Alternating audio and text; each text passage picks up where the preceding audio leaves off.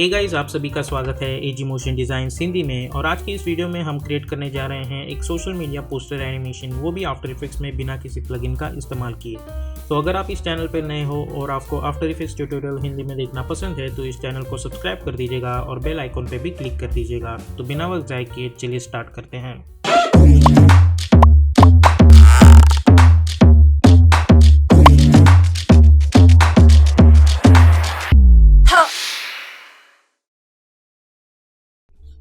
तो अभी हम आ चुके हैं एडोबी आफ्टर इफेक्ट्स में। सबसे पहले हम एक नया कंपोजिशन क्रिएट करेंगे। तो मैं एक न्यू कंपोजिशन पे क्लिक कर दूंगा और इसे मेन एनिमेशन ये नाम दे दूंगा।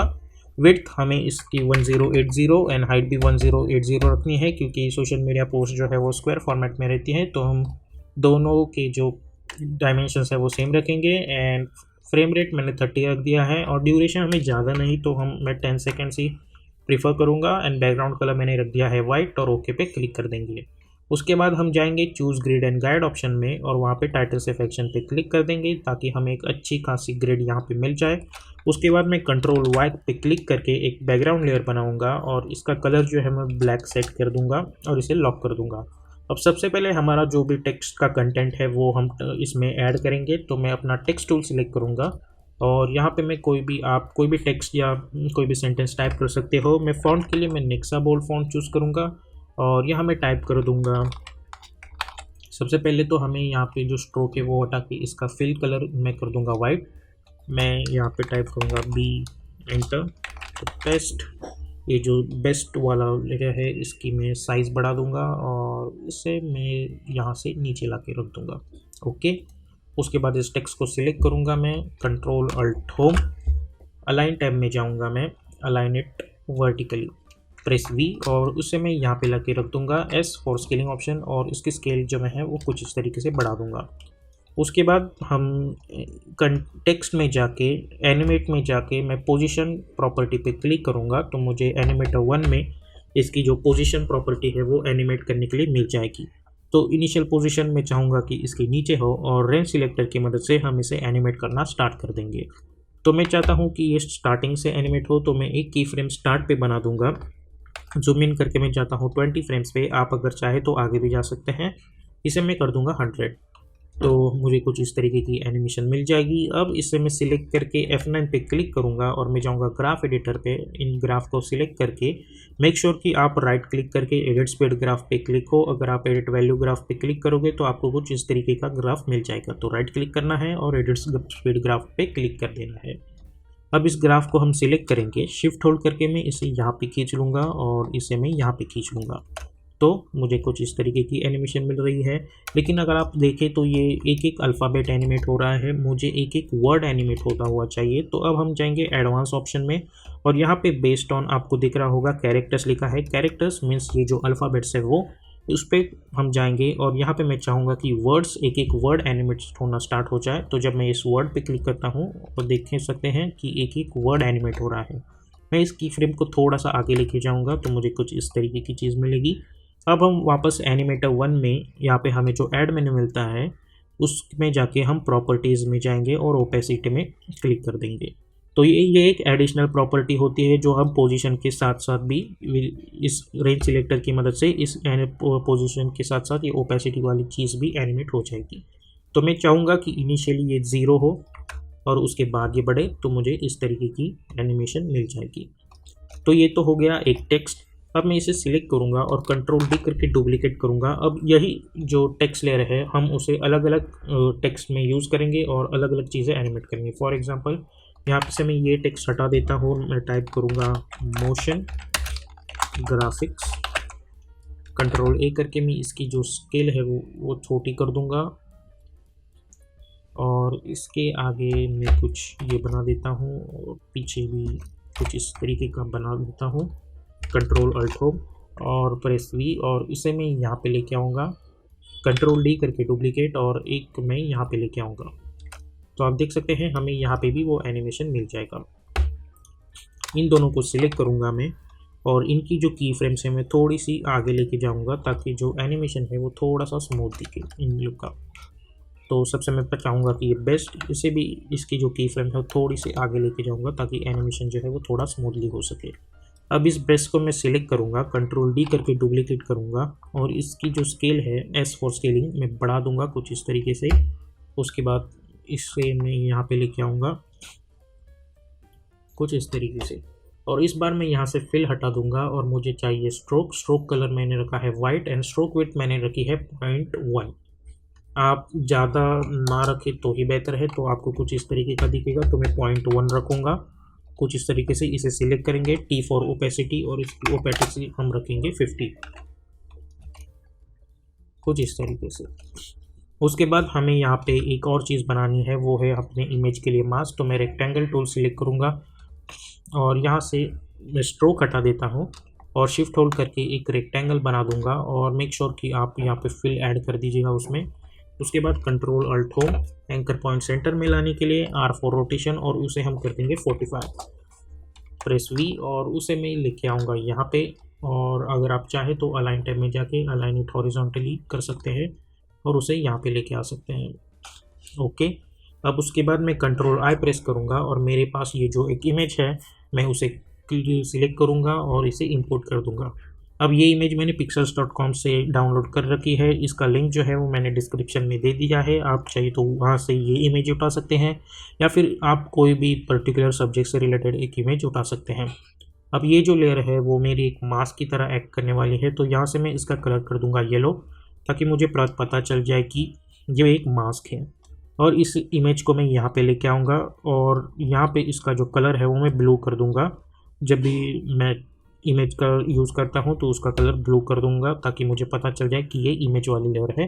और सारे टेक्स्ट के जो कलर है वो मैं कर दूँगा रेड, और ये जो बैकग्राउंड है इसका कलर हम कर देंगे ऑरेंज। ओके, तो अब इस इमेज को सिलेक्ट करूँगा, प्रेस F4 ताकि ये ऑप्शन स्विच हो जाए, और यहाँ पे मैं करूँगा अल्फ़ा मैट।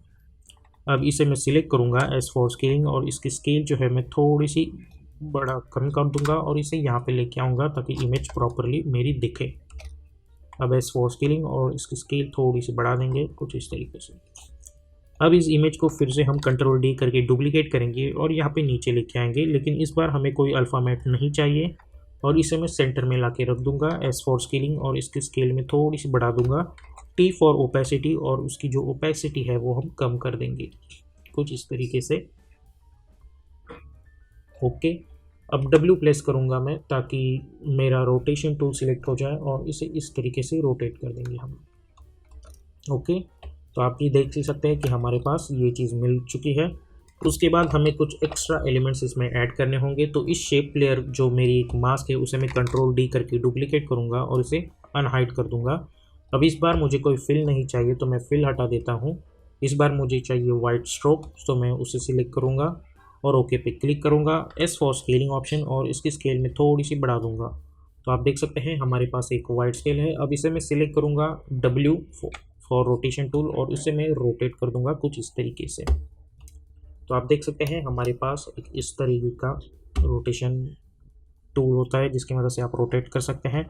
एक टाइटल से एक्शन में हटा देता हूँ, तो हमारे पास कुछ इस तरीके का डिज़ाइन है।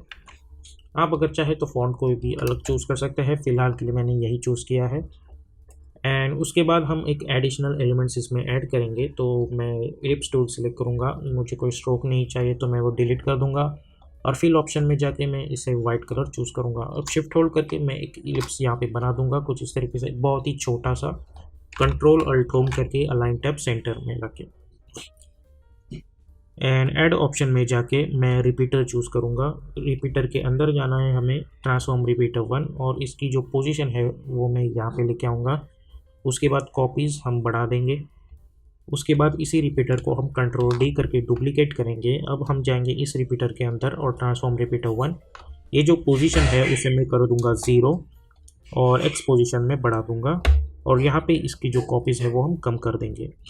ओके, उसके बाद इस शेप लेयर को कंट्रोल डी करके डुप्लीकेट करेंगे, प्रेस वी, और एक बार उसकी जो पोजीशन है वो मैं यहाँ पे ला के रख दूँगा। अब इन दोनों शेप लेयर्स को हम सबसे नीचे ला के रख देंगे ताकि ये इसके पीछे आ जाए। प्रेस टी फॉर ओपेसिटी, और आप इसकी ओपेसिटी जो है वो कम कर सकते हैं, तो हमें एक अच्छा खासा एडिशनल एलिमेंट यहाँ पे मिल जाएगा। तो हमारी बहुत सारी चीज़ें ऑलमोस्ट रेडी हो चुके हैं। अब हमें इसे सिर्फ एनिमेट करना है। तो आपको याद होगा कि मैंने एक बैकग्राउंड यहाँ पे बनाया था, उसे मैं टॉप पे लेके आऊँगा इस इमेज के, और इस जो बैकग्राउंड इमेज थी मेरी उसे मैं अल्फ़ा मैट पे क्लिक कर दूँगा। उसके बाद कंट्रोल वाई प्रेस करके मैं फिर से सॉलिड बैकग्राउंड बनाऊँगा और उसे नीचे लेके आऊँगा और उसे लॉक कर दूँगा। अब ये जो मास्किंग वाली बैकग्राउंड लेयर है इसे मैं येलो कर दूँगा एस फॉर स्केलिंग, और इसे अनलिंक कर दूंगा और इनिशियली इसे कर दूंगा 0, एक की फ्रेम यहाँ पे जाऊंगा 20 फ्रेम्स पे और उसे कर दूंगा 100। अब इन की फ्रेम्स को हम सिलेक्ट करेंगे, F9 पे क्लिक करेंगे और उसके बाद ग्राफ एडिटर में जाके इस ग्राफ को शिफ्ट होल्ड करके इसे यहाँ पे लेके आएंगे और इसे यहाँ पे लेके आएंगे, तो हमें इस तरीके की एनिमेशन यहाँ पे मिल जाएंगी। उसके बाद ये दोनों जो शेप लेयर्स है, T फॉर ओपेसिटी, इनिशियली एक की फ्रेम यहाँ पे फिर से एक की फ्रेम और स्टार्ट में इसे कर देंगे हम 0, और दोनों की फ्रेम्स को सिलेक्ट करके F9 पे क्लिक कर देंगे। ओके, और अब रहा सवाल हमारी इस इमेज का, तो उसे भी हम एनिमेट कर लेंगे, लेकिन इसके हम इमेज एनिमेट नहीं करेंगे, इसकी जो ये शेप लेयर्स है मास्किंग वाली हम उन्हें एनिमेट करेंगे। तो इन दोनों शेप लेयर्स को मैं पहले सिलेक्ट करूँगा, P फॉर पोजीशन, एक की फ्रेम यहाँ पे जाऊँगा 1 सेकेंड पे और फिर से एक की फ्रेम, उसके बाद स्टार्ट में जाके R फॉर रोटेशन, एक की फ्रेम, U प्रेस करके यहाँ पे फिर से एक की फ्रेम। अब हम स्टार्ट में जाएंगे, इसे ऐसे रोटेट करेंगे और यहाँ पे लेके आएंगे। हम दोनों की फ्रेम्स को सिलेक्ट करना है, F9 पे क्लिक करना है, ग्राफ एडिटर में जाके इसे यहाँ पे खींच देना है और इस लेयर को मैं लेके जाऊँगा 10 फ्रेम्स को, तो ये बाद में यहाँ पे आ जाएगा। तो अगर आप चाहें तो इन लेयर्स को थोड़ा सा दूर तक खींच सकते हैं इस तरीके से। ओके, तो अब आप देख सकते हैं कि ये जो इमेजेस है वो स्टिल हमें नज़र आ रही है। तो इस सबसे पहले ये जो बैकग्राउंड वाली इमेज है उसे मैं सिलेक्ट करूँगा, R फॉर रोटेशन, एक की फ्रेम यहाँ पे जूम आउट कर दूंगा और जाऊँगा अराउंड 8 सेकेंड पे, W की मदद से, जो कि रोटेशन टूल है उसकी मदद से इसे रोटेट करना स्टार्ट कर दूँगा। तो हमें उस बैकग्राउंड इमेज में एक हल्का सा रोटेशन मिल जाएगा। उसके बाद ये जो पिक्सल्स वाली इमेज है उसे भी R फॉर रोटेशन, इनिशियली इसे मैं कर दूँगा 3, एक की फ्रेम यहाँ पे और जाऊँगा समवेयर अराउंड यहाँ पे, और W की मदद से इसे भी हम रोटेट कर देंगे। तो अब जब मैं इसे देखता हूँ तो हमें एक एनिमेशन और एक हल्का सा इमेज का रोटेशन यहाँ पे मिल जाता है। तो अब हम ये जो स्ट्रोक है उसके अंदर जाएंगे, ऐड और ट्रिम पाथ के अंदर जाके मैं इसे कर दूंगा 90 और अल्ट क्लिक करूँगा ऑफसेट पे और टाइप करूँगा टाइम इनटू 70। तो अगर आप देखें तो हमें यहाँ पे एक एनिमेशन मिल जाएगा स्ट्रोक के लिए। ओके, तो अब जाऊँगा मैं 6 सेकेंड पे और N प्रेस करूँगा ताकि मेरा जो एनिमेशन है वो यहाँ तक ही सीमित रहे, कुछ इस तरीके से। अब सभी पे हमें F4 पे क्लिक करना है ताकि स्विच हो जाए और सभी को सिलेक्ट करके इसका जो मोशन ब्लर है वो इनेबल करना है ताकि हमारे एनिमेशंस में एक अच्छा खासा मोशन ब्लर भी ऐड हो, जिसकी मदद से एनिमेशन जो है वो थोड़ा सा रियलिस्टिक लगे।